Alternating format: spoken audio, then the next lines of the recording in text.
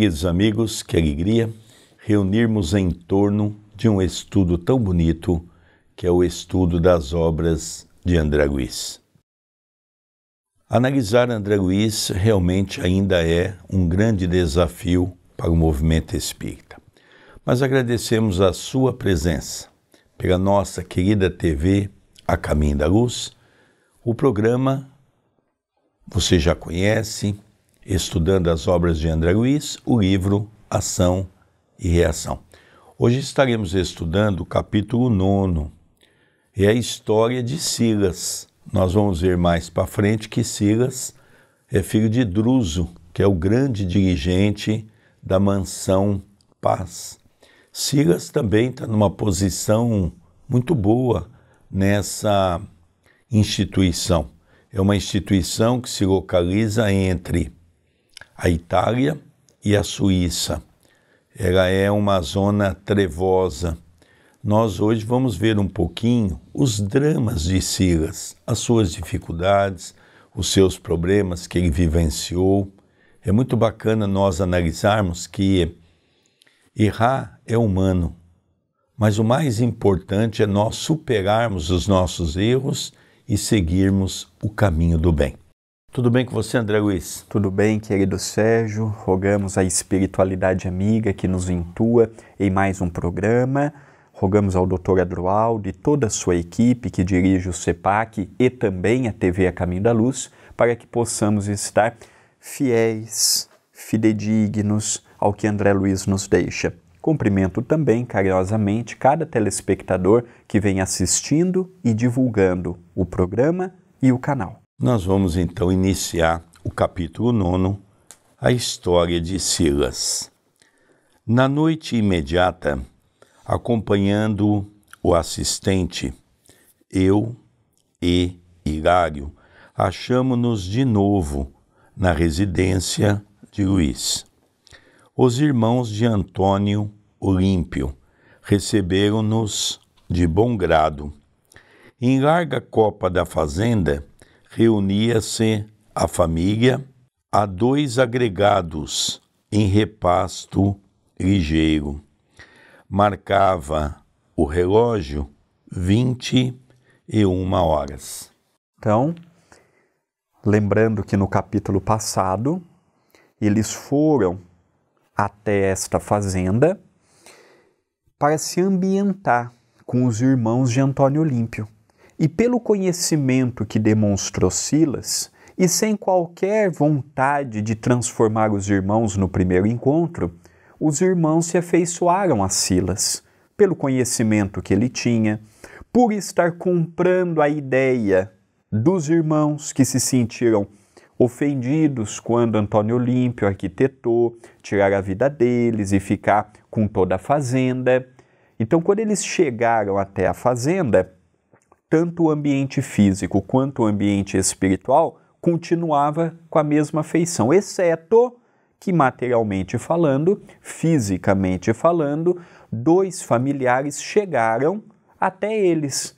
Eles estavam recebendo a visita de 2 familiares. Porém, a feição de Luiz, que é filho de Antônio Olímpio, continuava com o mesmo clima espiritual, com os mesmos pensamentos, com as mesmas ideias fixas, sendo presa fácil desses 2 irmãos que estavam arquitetando.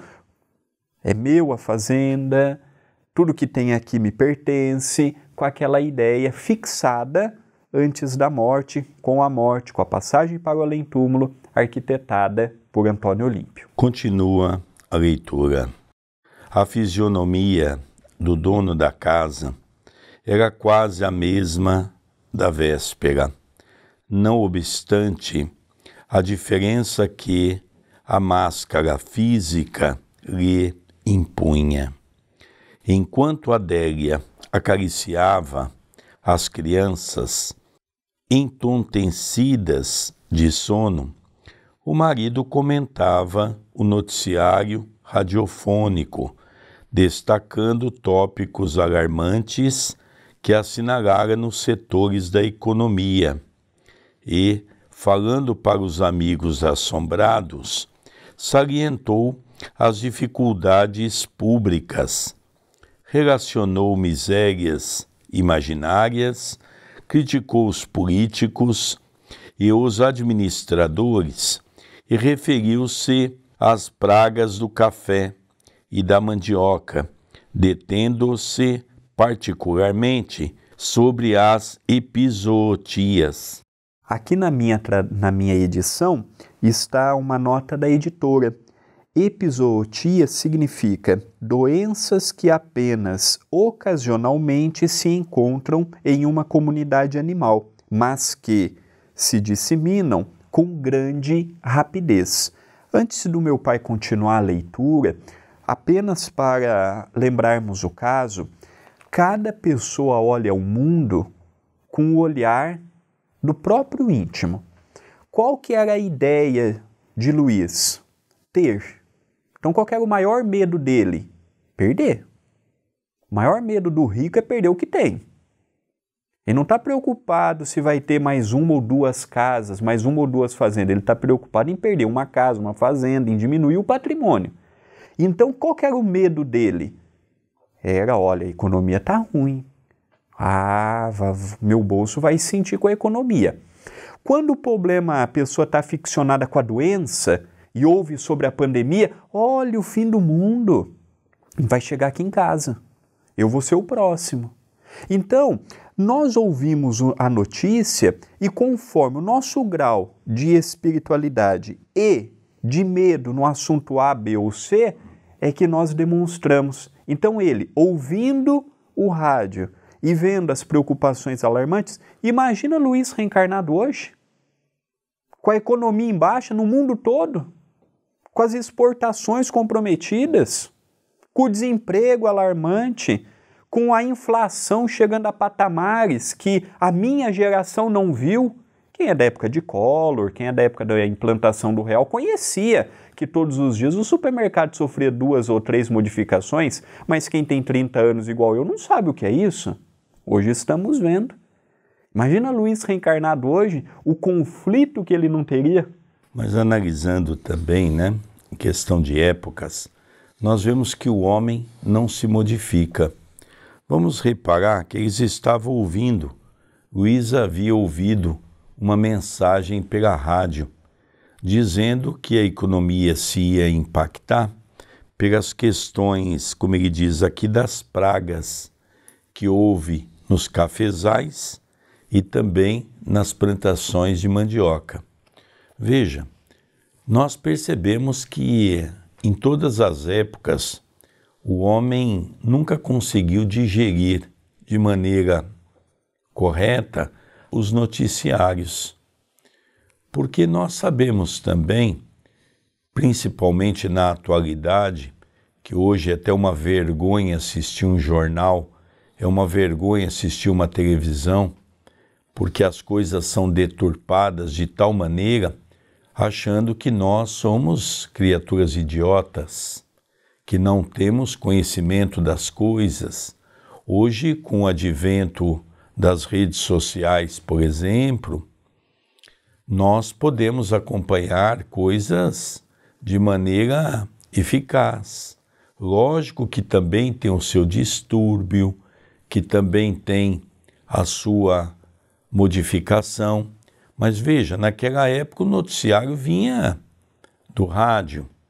Não tinha outros meios, não é? A televisão estava surgindo, o jornal também existia.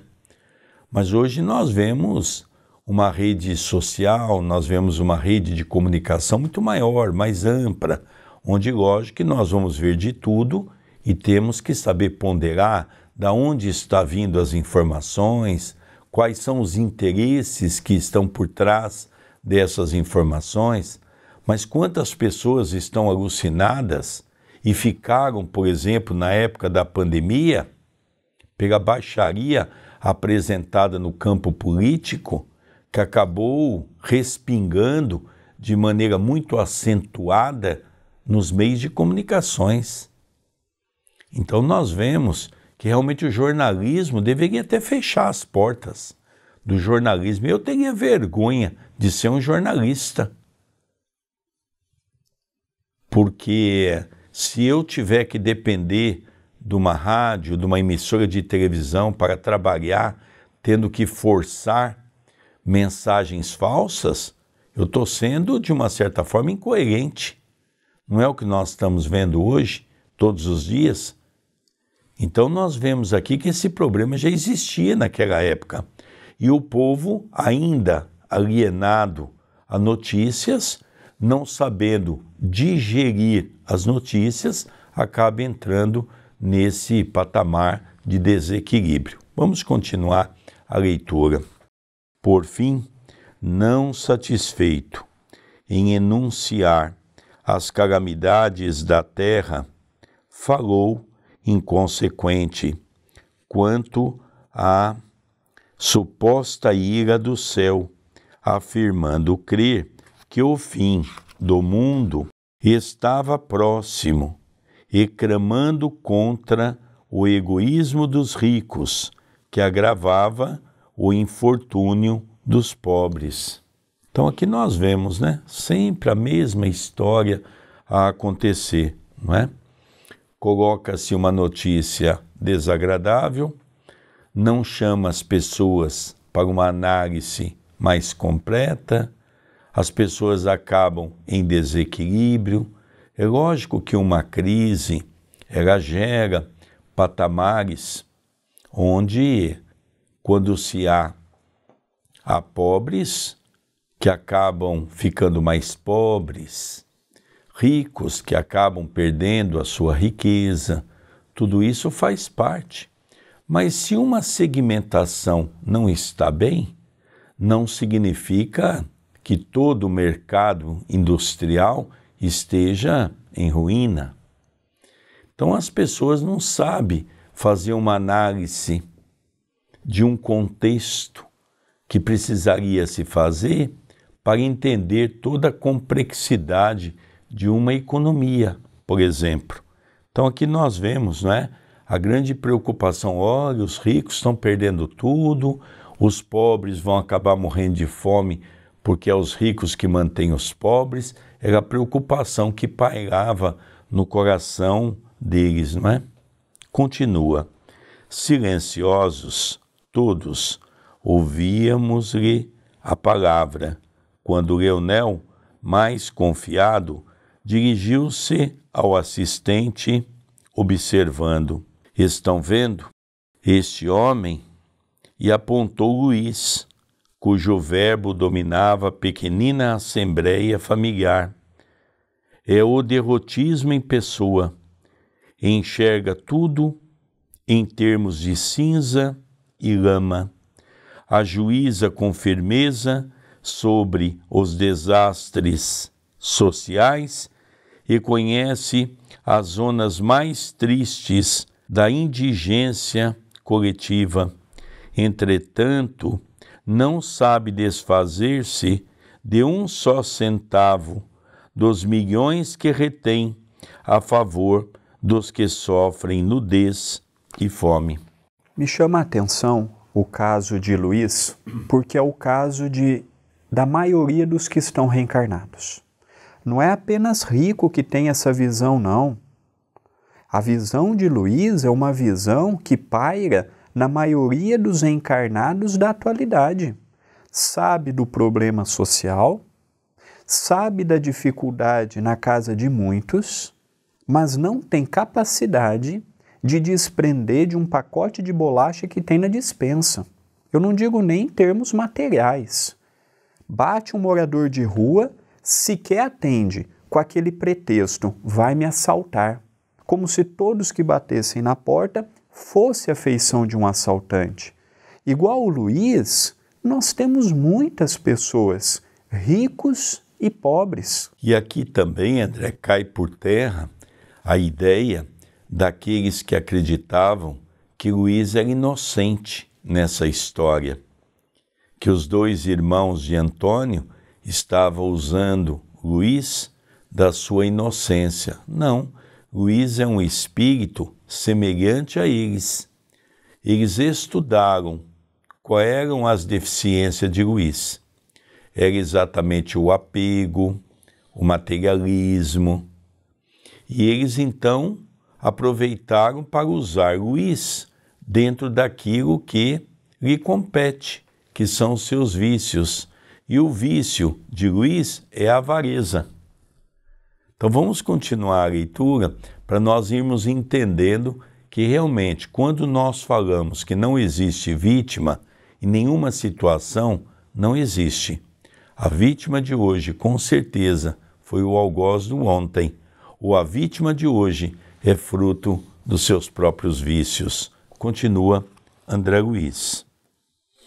E depois de um sorriso irônico, acreditam, acaso, possa ele continuar merecendo a felicidade da permanência num corpo carnal?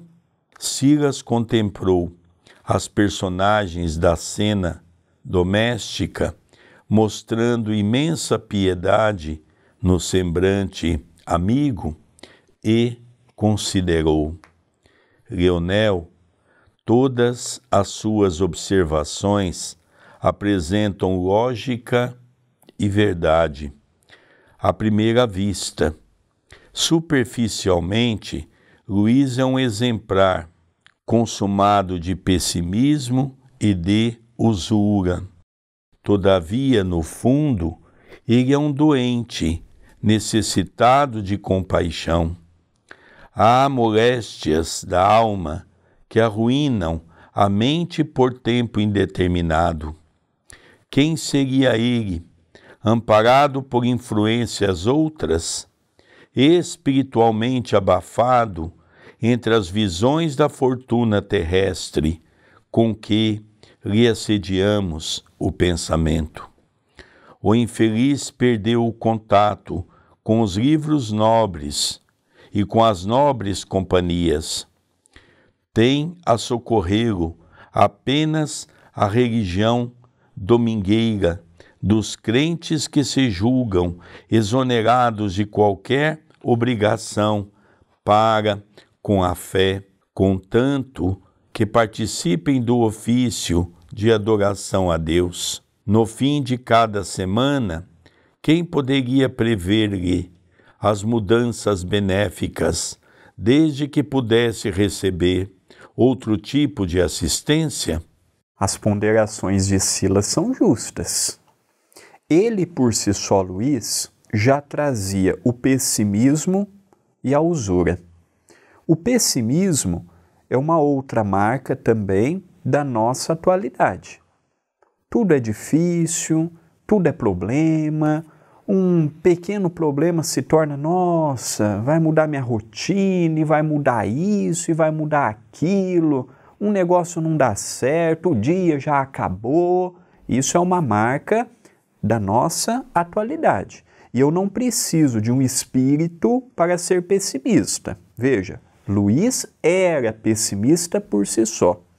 Luiz era egoísta por si só. Os espíritos usavam do seu pessimismo, do seu egoísmo, do seu apego para influenciá-lo. Mas essas características eram dele. Ele era dessa forma. Os espíritos apenas manipulavam. E o que Silas fala? Olha, é um irmão que merece da nossa parte compaixão. O materialista inveterado merece da nossa parte compaixão, tanto quanto deve ser a visão que ele tem do espiritualista. Então são polos diferentes que hoje o Espiritismo nos mostra que um irmão como Luiz é um irmão infeliz. Tem dinheiro, tem uma família, tem bens materiais, mas não consegue ver a felicidade, não consegue ter um momento de paz em família, não consegue aproveitar o que tem com aquele medo de perder o que tem, com aquele medo de gastar o que tem, com aquela ideia de que amanhã eu posso precisar. Uma pessoa como Luiz é um companheiro infeliz, tem de tudo e não tem nada. Tem tudo que um homem sonha em ter, mas não tem a motivação para usar. Pelo contrário, o apego faz com que ele se feche naquela realidade e ele não pode usar, com medo de gastar de um lado e não repor do outro. É um companheiro como diz Silas, que se tivesse uma outra faixa vibratória, uma outra companhia espiritual, poderia, quem sabe, ajudá-lo a mudar a rota existencial. Continua André Luiz. Clarindo e Leonel registraram-lhe as ponderações como se vissem apunhalados no âmago, tal a expressão de revolta que lhes assomou ao olhar coruscante. No entanto, ele e o pai são nossos devedores. Roubaram-nos, assassinaram-nos, exclamou Leonel com a inflexão da criança, voluntariosa e inteligente, que se vê contrariada em seus caprichos. E que desejam vocês que eles façam? Acrescentou o assistente, sem se perturbar. Hão de pagar, bramiu Clarindo, cerrando os punhos. Então aqui nós vemos a característica, não é?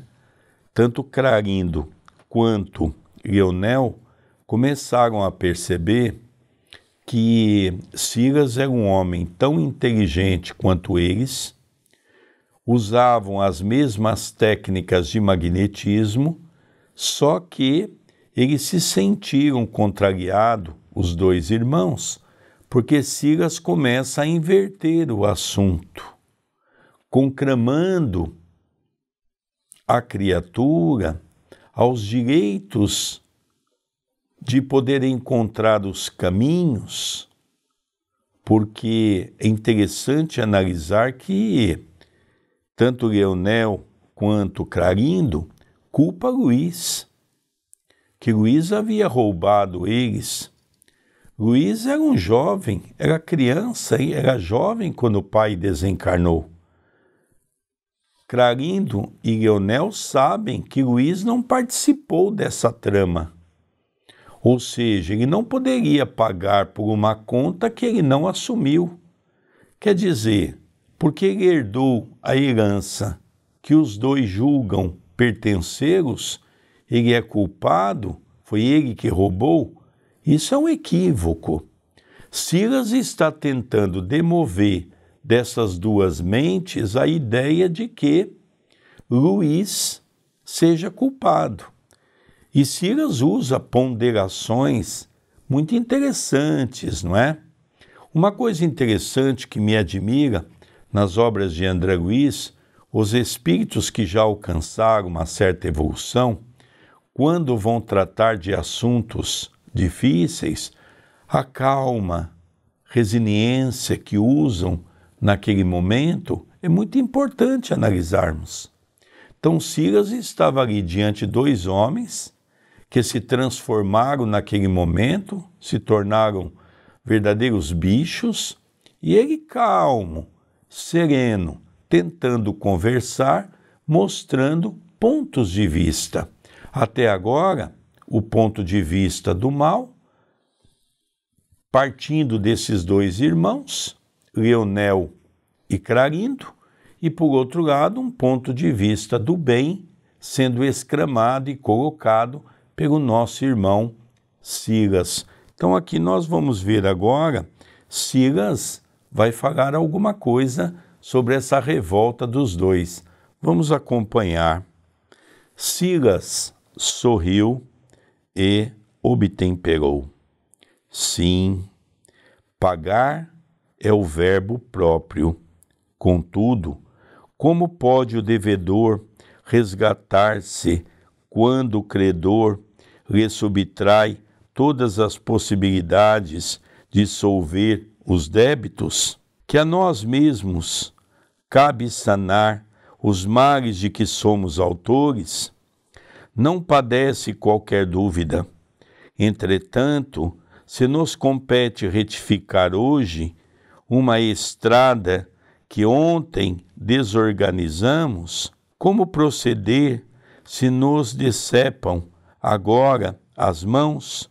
O próprio Cristo aconselhou: ajudai aos vossos inimigos. Muitas vezes penso que semelhante afirmativa, corretamente interpretada, quer assim dizer: ajudai aos vossos inimigos para que possam pagar as dívidas em que se emaranharam, restaurando o equilíbrio da vida, no qual tanto eles quanto vós sereis beneficiados pela paz. Aqui Silas, ele já mostra sua superioridade moral em relação aos dois irmãos.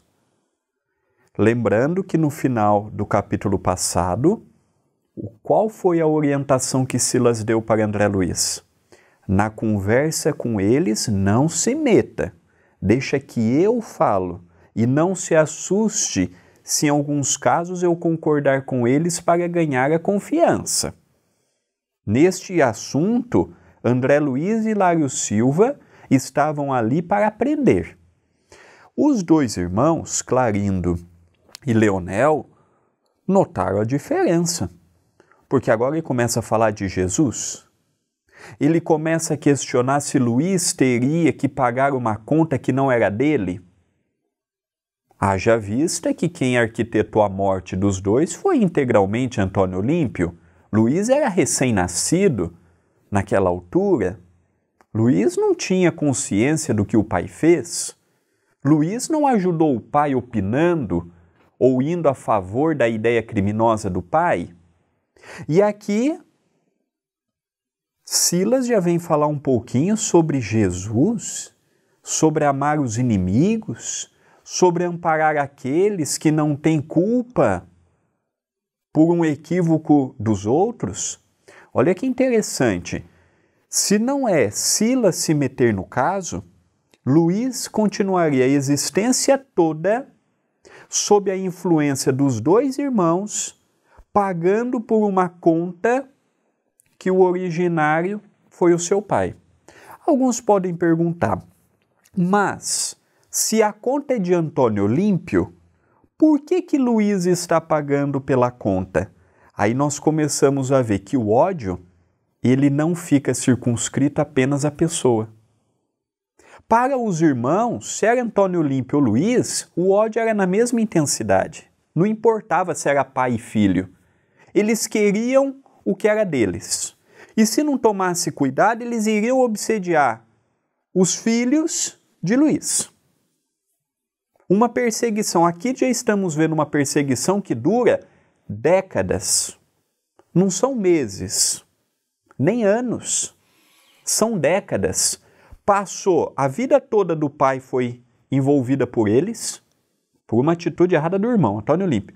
A mãe desencarnou, a mãe de Luiz, esposa de Antônio Olímpio, desencarnou com a loucura, afogando no mesmo lago que os dois morreram, sob a influência deles. Veja, envolveram uma mulher que não tinha culpa. Ela não ajudou Antônio Olímpio a arquitetar o plano contra os irmãos. E ela também foi Entendamos a conotação que eu estou dando para a palavra vítima do ódio dos irmãos para com Antônio Olímpio. Agora estão envolvendo Luiz. Daqui a pouco é a esposa de Luiz. Daqui a pouco são os filhos de Luiz. O ódio por aquilo que no momento impensado Antônio Olímpio fez está custando muito caro para Antônio Olímpio, para Alzira, para Luiz, sem falar de Leonel e Clarindo. Continua a história. Via-se que o assistente, com a simpatia conquistada na véspera e com a argumentação despretensiosa e límpida, lograra inequívoca superioridade moral sobre o ânimo dos obsessores de sentimento enrijecido.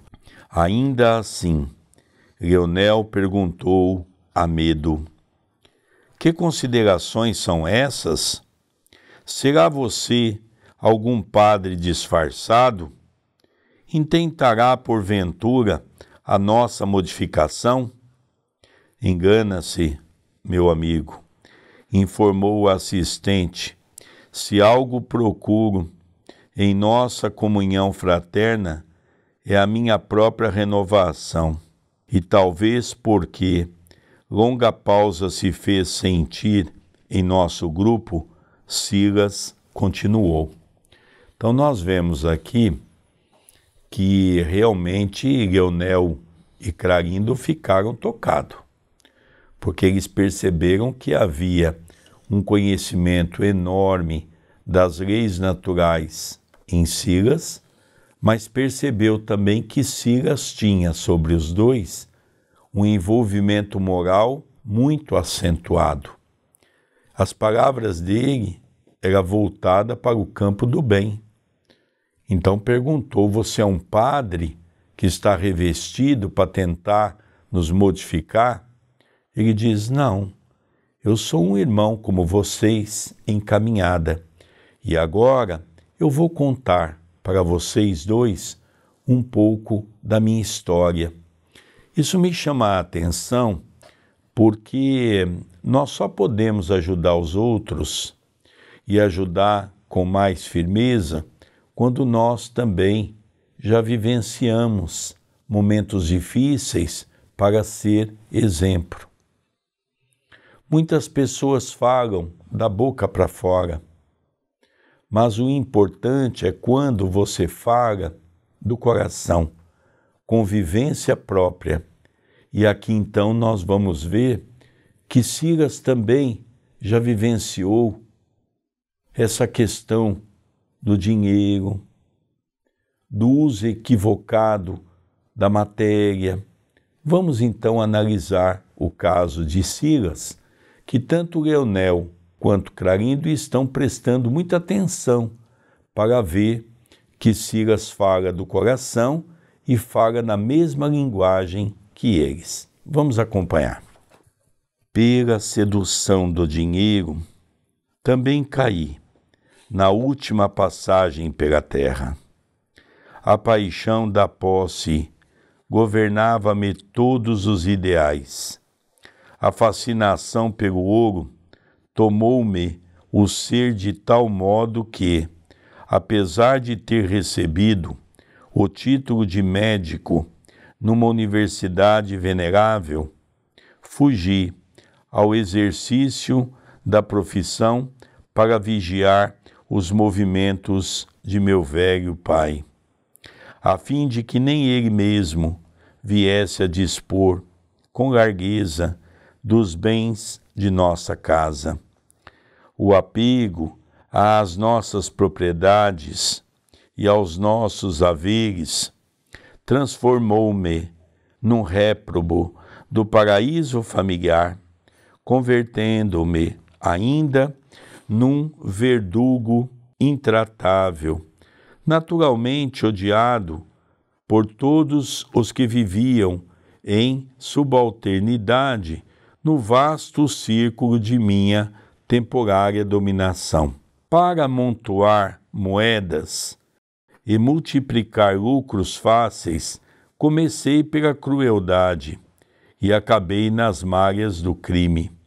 Abominei a amizade, desprezei os fracos e os pobres, e no temor de perder a fortuna cuja posse total ambicionava, não hesitei a adotar a delinquência como sócia infernal de meu terrível caminho. Aqui Silas começa a abrir seu coração.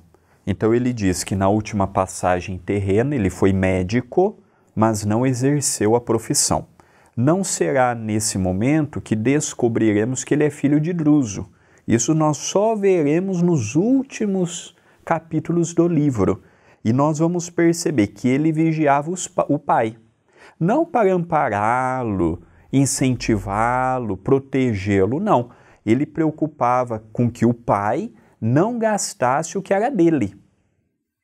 Então é mais um caso. Já vimos a mãe, a filha que abandonou a mãe por vergonha da mãe. Tinha atingido uma posição social, a filha abandonou a mãe porque a mãe tinha costumes simples. Vimos Antônio Olímpio, que matou os dois irmãos para ficar com o dinheiro. E estamos vendo que Silas caiu no mesmo problema com a fascinação do ouro. O dinheiro, Chico Xavier dizia assim, eu tenho medo do dinheiro. Ele já não tinha mais essa preocupação, ele não tinha apego, ele podia ter milhões com a venda dos livros, ele recebia doação das pessoas mais importantes do Brasil, artistas, políticos, empresários, e não se corrompeu. Mas ele falava para nós, eu tenho medo do fascínio que o dinheiro exerce sobre a criatura. É um perigo. Não é que não é para vivermos o mundo, pelo contrário, se estamos tendo condições de viver o mundo, vivamos, mas sem a ideia de que é meu, de que é minha. E aqui ele diz, ele saiu de uma vida normal que ele tinha e passou para uma vida de criminalidade, com a ideia de ter cada vez mais ganhos fáceis. É uma realidade na vida de muitos aqui na Terra. Continua a mensagem. Ante as palavras do assistente, enorme surpresa me tomara de improviso. Estaria Silas reportando-se à verdade crua, ou se utilizava, naquela hora, de recursos extremos, incriminando indevidamente a si próprio para regenerar os carrascos que nos ouviam? De qualquer modo, eu e Hilário havíamos prometido não lhe comprometer a tarefa e, por isso, tacitamente nos limitávamos a escutá-lo com atenção, sentindo de certo que Leonel e Clarindo se mostravam um tanto comovidos, dando ensejo à assimilação de pensamentos novos. Silas convidou-nos a todos à retirada do ambiente. Então nós vemos aqui, André, uma coisa muito bacana, não é? Porque André Luiz faz uma ponderação que ele fala assim, será que Silas está sendo honesto com a sua própria consciência? Ou será que Silas inventou uma história para demover aqueles dois irmãos à ideia da perseguição? Só que como André Luiz e Hilário havia se comprometido junto a Silas que não ia se meter nas conversações, eles então ficaram ouvindo, sem saber o que estava acontecendo. Seria Silas realmente esse homem que no momento que está colocando o seu passado, logicamente fez com que Leonel e Clarindo ficassem tocados, porque o caso dele é muito mais grave do que Leonel. Ele não só roubou, saqueou, ele mandou matar, ele mandou judiar das pessoas, ele cometeu muitos atos de delinquência, como ele mesmo está dizendo aqui.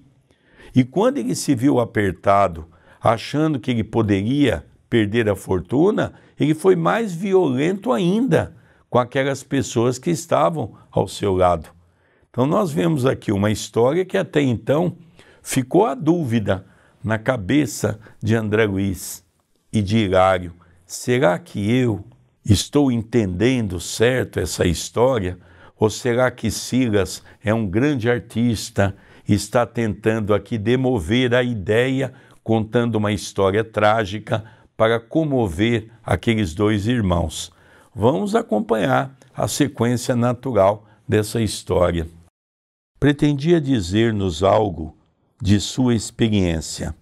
Falou ele, mas preferia conversar conosco ante o altar abençoado da noite, a fim de que a sua memória pudesse evocar tranquilamente os fatos que buscariam relatar. Então eles saíram daquele ambiente da casa em que se encontravam. Leonel e Clarindo estavam emocionados. Não é porque é um espírito que está muito tempo mantendo o seu ódio que não há sentimentos, que não se comove também com a dor ou com uma história como a que estamos vendo hoje. São espíritos, sim, voltados para a perseguição, para o ódio, são implacáveis no ideal que estão alimentando, mas aqui nós estamos vendo Silas contando a sua história, apesar de André Luiz não saber se ele está contando uma história real ou se ele está contando uma história que se encaixa também na realidade de Clarindo e na realidade de Leonel. Mas como vamos perceber ao longo da leitura deste capítulo, neste programa e no próximo, nós perceberemos que é uma história verdadeira. E é interessante notar que Silas havia necessidade de dar uma saída para respirar um ar fresco, porque, logicamente, aquelas ideias poderiam voltar à tona, e ele estava preocupado com isso. Nós vamos entender agora por que ele convida André Luiz e Hilário a dar uma volta fora da casa para respirar um pouco. Nós vamos ver um pouco a importância da prece, a importância da oração, porque ele já colocou que ele havia sido um médico, que ele havia cometido muitos crimes. Agora nós vamos ver um pouquinho a colocação que ele faz para André Luiz, porque isso é importante. Ele, Silas, André Luiz e Hilário deveriam estar totalmente concentrados nessa tarefa. Por isso não poderia ter discordância de pensamento. Eles teriam que estar associados a um pensamento que era um pensamento real.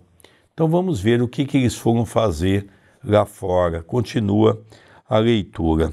Lá fora, as constelações resplendiam como lares pendentes da criação, e o vento perfumado corria, segue-lhe, como quem se propunha transportar-nos a oração ou a palavra para a glória do céu, incapaz de penetrar o verdadeiro sentido da inesperada atitude que o assistente vinha de assumir.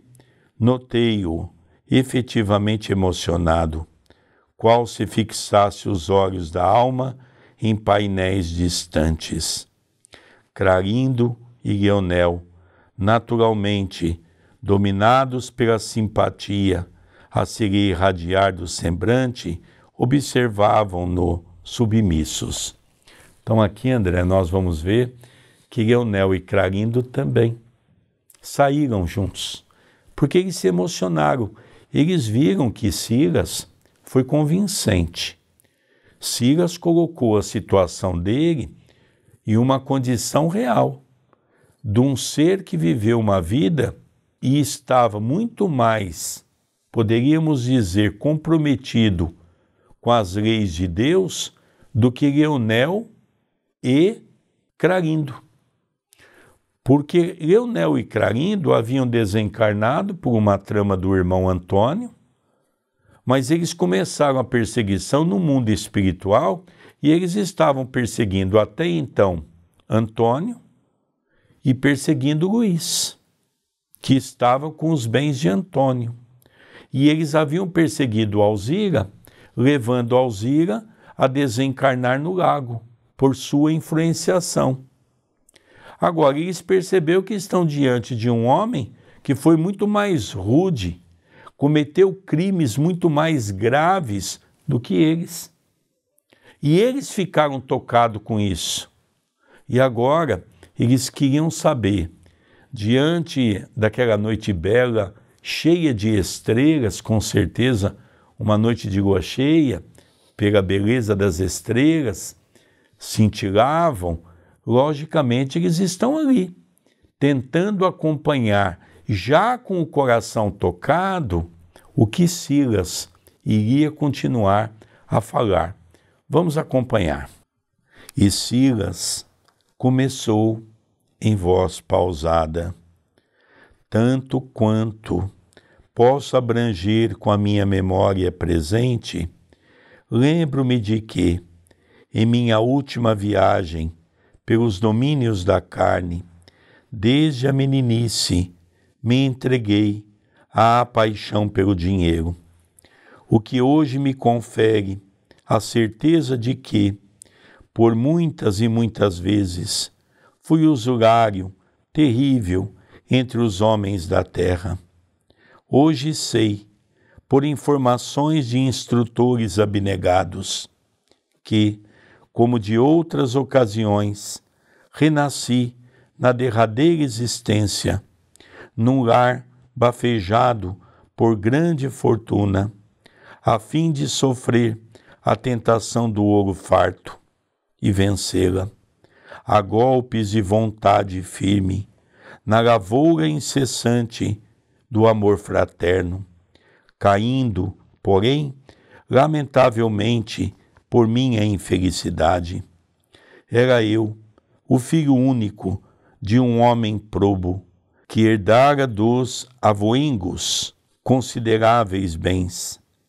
Meu pai era um advogado correto que, por excesso de conforto, não se dedicava aos misteres da profissão, mas, profundamente estudioso, vivia rodeado de livros raros entre obrigações sociais, que de alguma sorte lhe subtraíam a personalidade às cogitações da fé.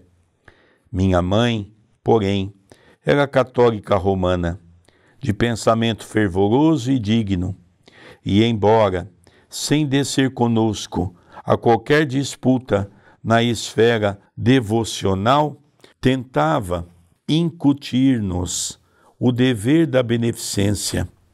Recordo-me, com tardio arrependimento, dos reiterados convites que nos dirigia, bondosa, para que lhe palmilhássemos as tarefas de caridade cristã, convites esses que meu pai e eu recusávamos, sem discrepância, encastelados em nossa irreverência enfatuada e risonha.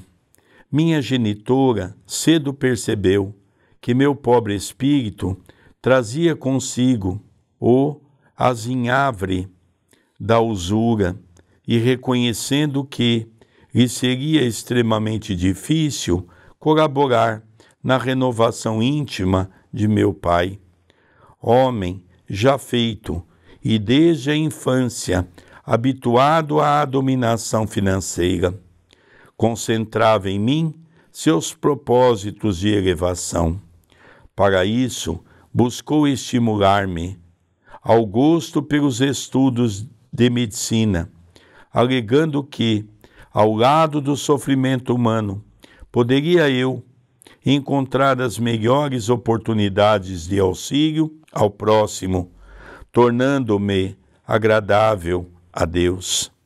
Ainda mesmo que não me fosse possível entesourar os recursos da fé, intimamente eu escarnecia das sagradas esperanças de quem me era criatura mais cara ao Espírito.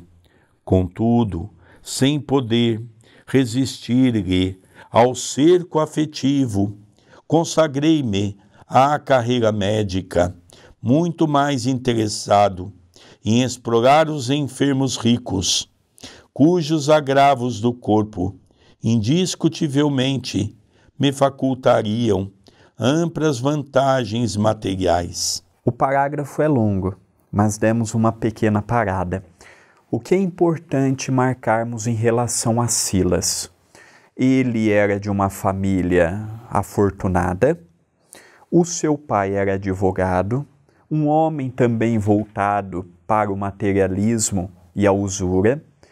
O filho, no caso Silas, desde jovem demonstrava o apego à matéria, o que foi revelado a ele que essa paixão pelo dinheiro não nasceu na sua última existência, que ele já veio em outras oportunidades e falhou pelo apego excessivo ao dinheiro, e que ele veio na condição de um filho único, de uma mulher nobre de caráter, para que pudesse vencer a tentação mas não conseguiu, pelo contrário, chegou mais endividado no mundo espiritual do que quando reencarnou. Muitos podem perguntar, mas o espírito não retrocede. Como você diz que ele chegou mais endividado?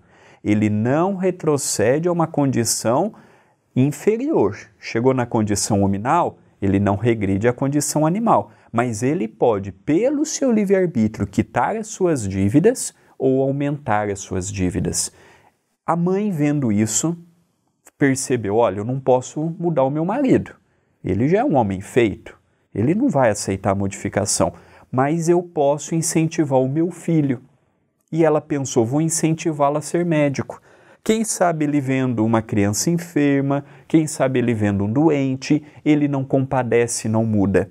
Só que não. O amor pelo dinheiro que Silas tinha o fez com que ele visse na medicina uma forma de ganhar dinheiro e o doente para ele nada mais era do que uma fonte de enriquecimento. Continua a história de Silas contada por André Luiz. Entretanto, em vésperas da vitória estudantil esperada, minha mãe, relativamente moça, despediu-se da experiência física, vitimada por um acidente de angina. Nossa dor foi enorme. Recebi meu diploma de medicina, qual se me fora ele detestada recordação, e não obstante os estímulos da bondade paterna, não cheguei a ingressar na prática da profissão conquistada. Recolhi-me à intimidade doméstica, de que me ausentava tão somente para as estações de entretenimento e repouso. Então, mais que nunca, chafurdado na sovenice, porquanto acompanhei o inventário de minha mãe, com vigilância tão rigorosa que as minhas estranhas atitudes chegaram a surpreender meu próprio pai, egoísta e displicente, mas nunca avarento quanto eu. Compreendi que a fortuna herdada me situava, para meu infortúnio moral, a cavalheiro de qualquer necessidade da vida física. Por largos anos, desde que não me confiasse à dissipação, ainda assim, quando vi meu genitor inclinado às segundas núpcias, quase aos 60 de idade, fiz quanto pude, indiretamente, para dissuadi-lo, afastando-o de tal intento. Ele, todavia, era um homem resoluto nas decisões e desposou Aida, uma jovem da minha idade, que mal se avizinhava dos 30 anos. Recebi a madrasta como intrusa em nosso campo doméstico e, tomando-a por aventureira comum, à caça de fortuna fácil, jurei vingar-me. Apesar das carinhosas requisições do casal, e não obstante o tratamento gentil que a pobre moça me dispensava, exibia sempre um pretexto para fugir-lhe à convivência. O novo matrimônio, no entanto, passou a exigir do esposo mais dilatados sacrifícios no mundo social de que Aida não pretendia afastar-se. E foi assim que, ao término de alguns meses, meu genitor era obrigado a procurar o socorro médico, recolhendo-se então a necessário repouso. Acompanhava-lhe a decadência orgânica, tomado de vivas apreensões.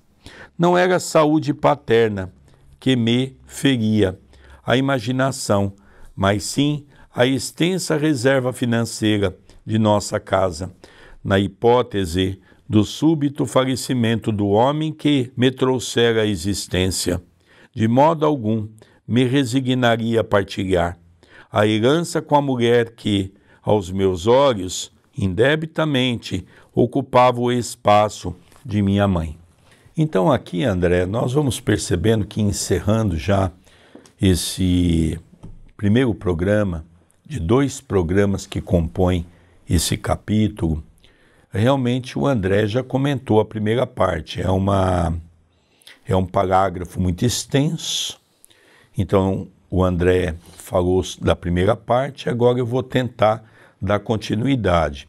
Então ele se formou para médico a pedido da sua mãe, mas a ideia é com que ele pudesse usar a medicina para se aproveitar dos ricos, para se aproveitar daqueles que tinham dinheiro. Mas fato é que quando ele se forma, ele lembrou da sua mãe, que havia desencarnado, e realmente bateu-lhe à porta da alma uma revolta, porque ele fez aquele curso porque a mãe havia lhe pedido. A mãe entendia que a medicina poderia modificar o seu coração. Ele conta que pegou o diploma e guardou. Ele não exerceu a medicina. Ele passou, então, a ficar preocupado com a divisão da herança, já que a mãe havia morrido e já 50% lhe pertencia em nome da mãe. Depois veio o segundo problema. O pai, aos 60 anos de idade, mais ou menos, conhece a Ida, uma jovem de 30 anos, quase que a mesma idade dele, e que ele se revoltou, porque ele sabia que ela estava ali tentando se aproveitar. A Ida jovem, tendo a necessidade de ter um convívio social, começou a querer sair para as festas e começou a levar o seu marido. Esse homem não suportou e acabou caindo de cama. Aí veio os grandes problemas na cabeça de Silas. O que eu vou fazer agora? Porque se ele morrer, eu não estou preocupado com meu pai vai morrer. Veja bem, ele chega a colocar isso. Eu estou preocupado em dividir os 50% que pertence ao meu pai com ela. Eu vou ficar apenas com 75% daquilo que me pertencia, porque ele já tinha os 50% da mãe, e se o pai morresse, ele herdaria mais 25%, que é por parte do pai. Mas ele não aceitava a ideia de dar esses 25% para ela. E aqui nós vamos continuar a sua história e nós vamos ver ainda ele se comprometendo cada vez mais na ânsia de obter aquilo que ele julgava lhe pertencer. Então veja que coisa interessante, não é? A ponto dele dizer, eu não estou preocupado se o meu pai vai morrer. Eu estou preocupado é com o dinheiro. E como o André já citou por 2 vezes no estudo de hoje, nós vamos também fazer essa menção. Existem milhões de pessoas hoje no mundo todo que vivem dessa maneira. Quantos colocaram os pais numa casa de repouso? Quantos colocaram o pai de maneira incapacitada para poder não gerir os recursos que ele mesmo amealhou ao longo de anos de trabalho ou herança conquistada pelos avós, na qual os jovens querem desfrutar? Então nós percebemos que essa história realmente é uma história muito viva, mas é uma história muito relacionada com a humanidade, pertinente aos dias atuais que nós estamos vivenciando. E não precisa ter uma herança grande, não, para ficar preocupado em dividir. Basta ter uma casa, basta ter um terreno, basta ter uma quantia no banco. Não precisa. A gente vê que às vezes se briga por uma coisa que não vale nada. Então, às vezes a gente fala assim, eu sou de família pobre, não ter o que dividir. Às vezes a pessoa briga para ver quem é que vai ficar com o botijão de gás. Então, essa ideia de que só na família de rico é que na divisão tem problema, ou que se interdita um pai, ou que pensa na morte do pai, isso não, isso está presente nos lares de modo geral. Estamos encerrando o primeiro programa do capítulo 9, e eu peço a sua ajuda aqui no YouTube. a sua interação com o canal e neste vídeo é muito importante. Deixe o seu gostei, que é fundamental. O seu comentário, não apenas no chat, o seu comentário aqui na descrição, aqui no vídeo, no comentário do vídeo. Sua cidade, sua opinião, sua dúvida. Entre em contato conosco pelo WhatsApp 19 997 78 2794. Aqui na descrição do vídeo você vê as minhas redes sociais, as do meu pai, as da TV. Sigam, vejam as atividades sociais que nós temos. Se torne um membro do canal e passe a nos ajudar mensalmente. E pedimos também para que se inscreva aqui no canal. Queridos amigos, nós vamos encerrando mais esse programa pela TV A Caminho da Luz. O programa Estudando as Obras de André Luiz, o livro Ação e Reação. Se você gostou, dê o seu gostei. Se você está assistindo pela primeira vez esse programa e gostou do estudo, vai na playlist da nossa página da TV A Caminho da Luz e assista desde o prefácio de Emmanuel. Vale a pena conhecermos essa obra fantástica pelas mãos de nosso querido Chico Xavier, do Espírito de André Luiz. Um beijo no seu coração e até o próximo programa. Até o próximo programa.